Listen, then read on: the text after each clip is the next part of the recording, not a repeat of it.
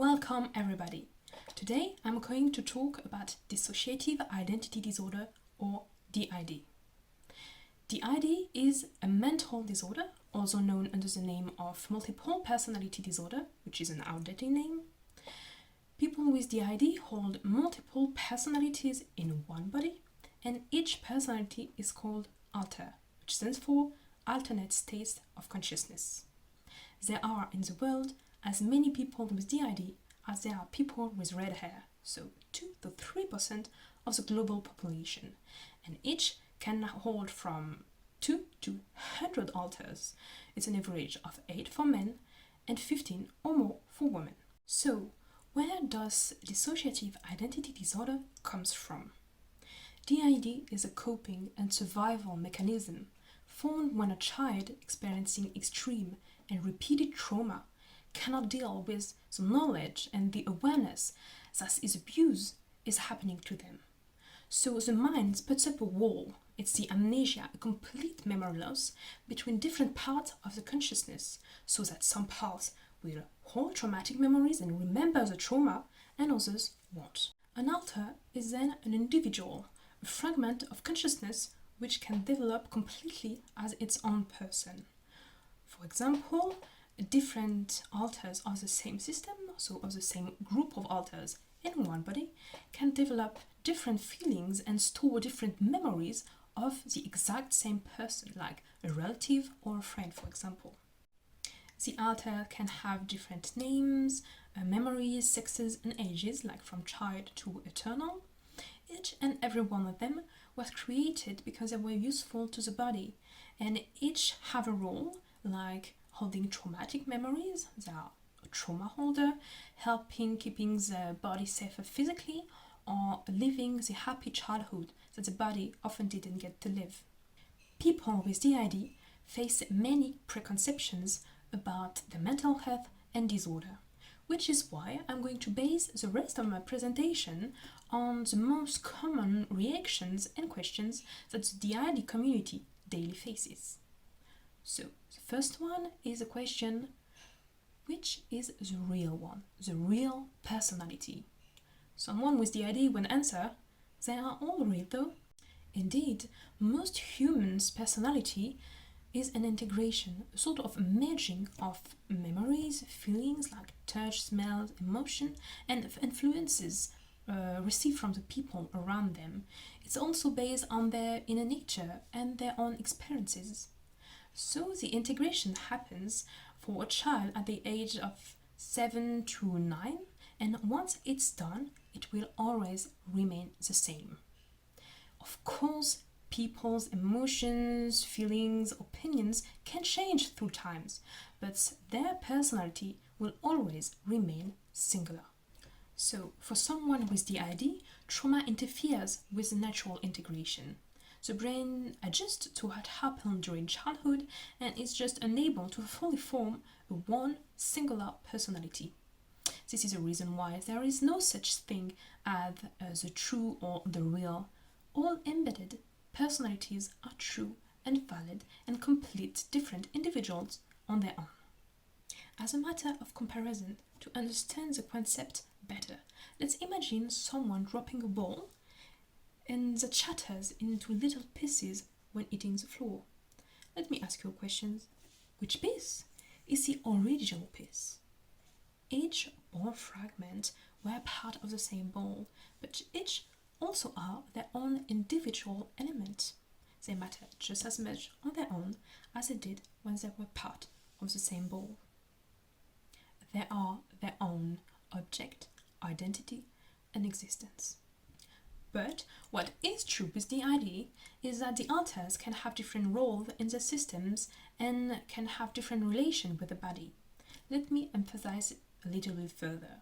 So first comes the host. He is the alter which has an executive control of the body for the greatest percentage of time. Then we have the protectors. There are many types of protectors, like sexual protectors, or the one who will front in dire situation to help the host. We have also prosecutors. They often hold the most traumatic memories and are likely to hurt the body due to misguided protective instincts. Then we have the child alters, or littles. They can hold memories of terror, of pain, or they can be playful and fun living. And we have non-human alters too, like animals or imaginary creatures like dragons and fairies.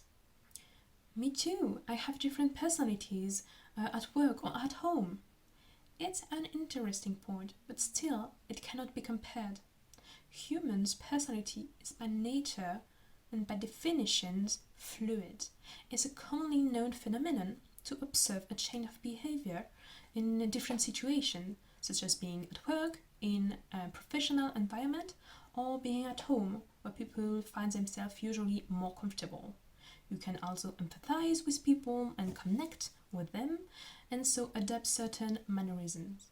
So, of course, it's different with people with DID who do not have one fluid personality, but multiple fluid personalities. When one alter is fronting, the others are completely unconscious and won't remember anything the body was living. DID doesn't exist or hasn't been scientifically proven.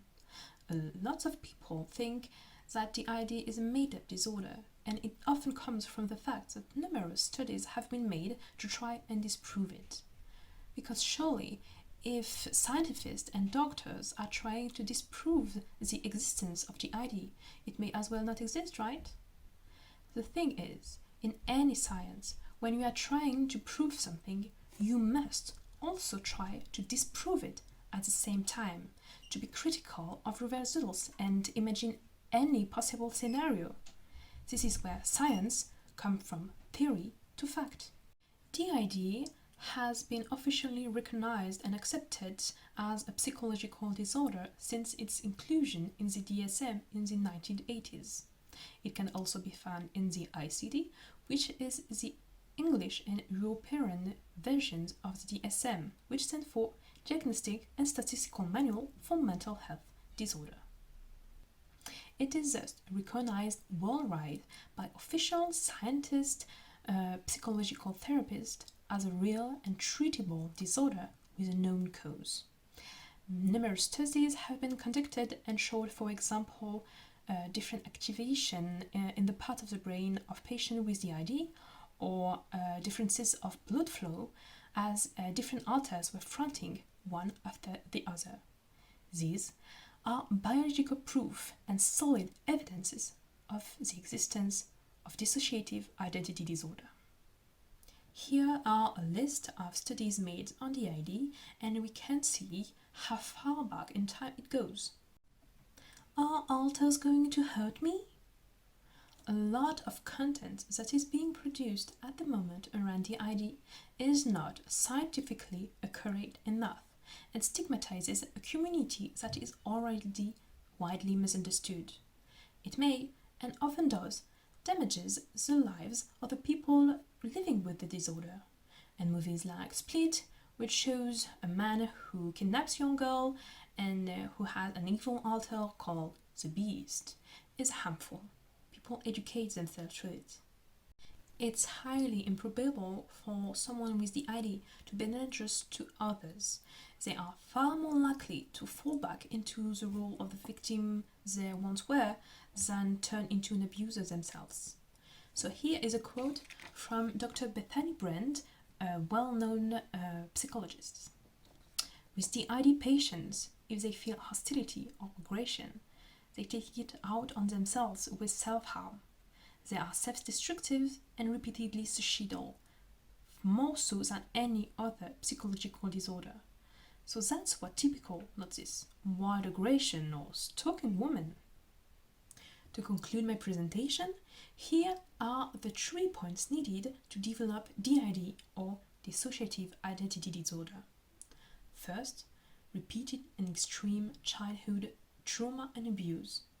Second, disorganized attachment to your primary caregivers. And third, the inherent ability to dissociate to a very high level as a child. But please make no mistakes. DID is not a superpower, even if it can seem cool. It can be extremely debilitating to a lot of people, in particular when not diagnosed or not undergoing psychological therapy. Thank you all for your attention during this presentation. And if you have any more questions on the subjects, I put a link in the description box below about a site where every possible role of alters is described and more. It's really informative.